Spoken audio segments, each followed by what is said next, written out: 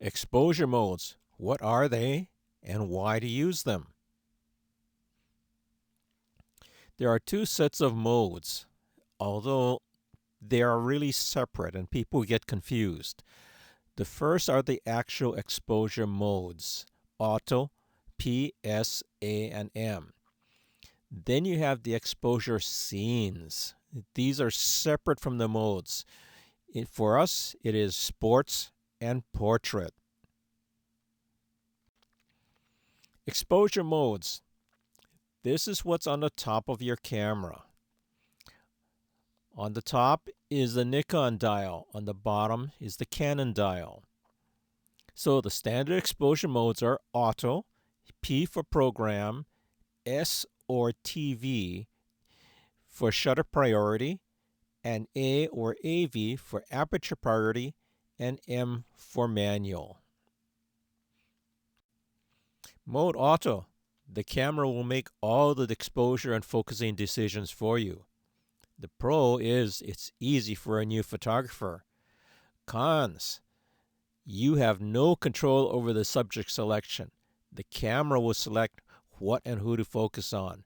This is the biggest con for using the auto mode. Next, you have no control over the exposure, shutter speed and aperture, and you have no control over the flash. The camera will determine whether it wants to use the flash or not. Mode P, program. Similar to auto, but you have some control. The pro, you can select your subject. This is the biggest pro for using program over auto. You can select to use or not use the flash. The con, you still have no control over the exposure. Mode S, shutter priority. You select the shutter speed, the camera selects the aperture.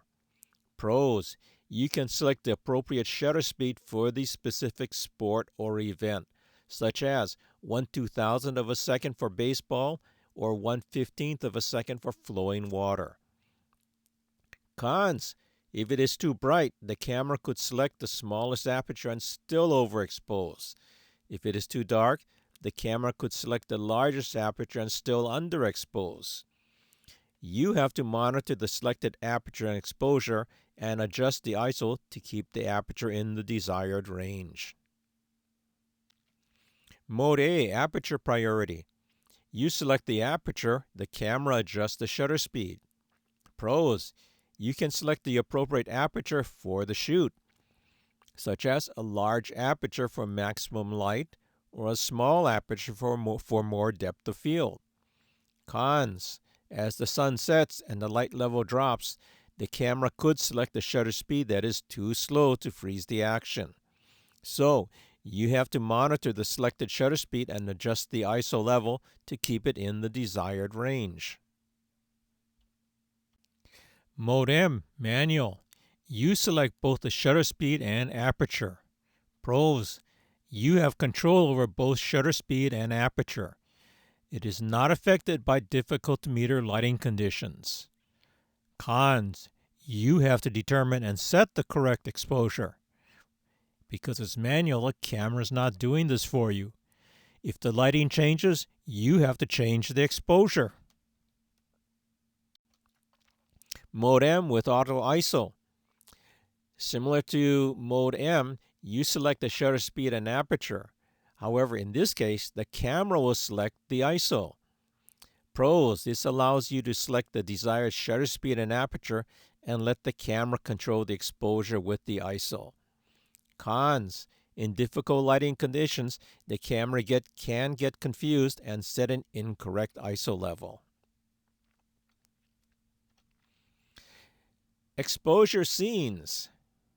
As shown on the picture from the manual on the right, there are many scenes, but only two are relevant for this lesson: sports and portrait. Sports scene. What is it? It's an easy-to-use generic sports mode. When to use it? Daytime, in the sun. Single subject, with nothing between you and the subject. When to not use it? low light conditions for night and gym games, multiple subjects like football and volleyball, and when something is between you and the subject. We'll get into more of this later.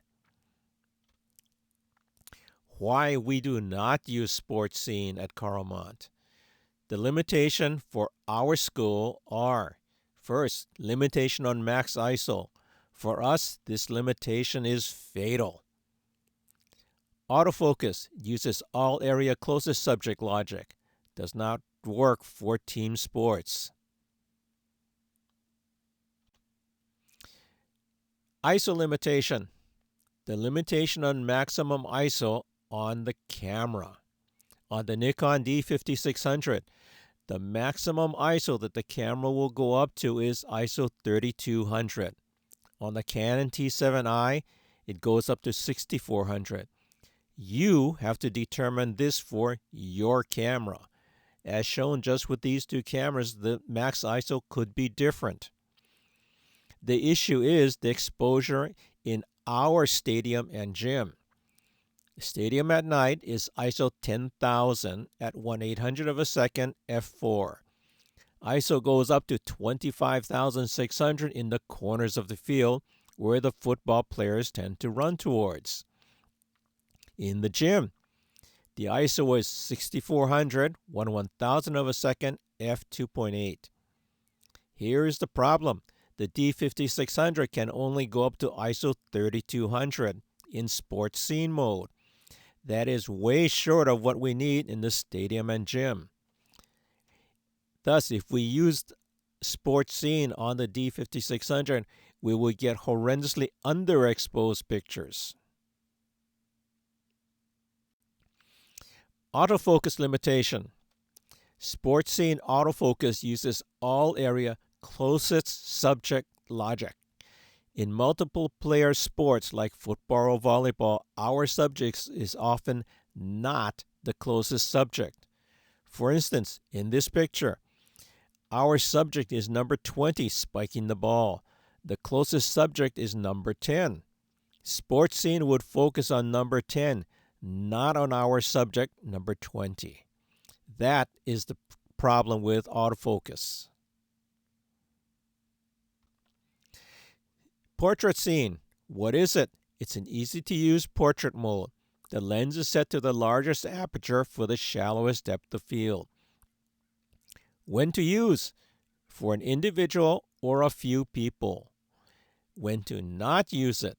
When you have more than a few people and you have more than one row of people.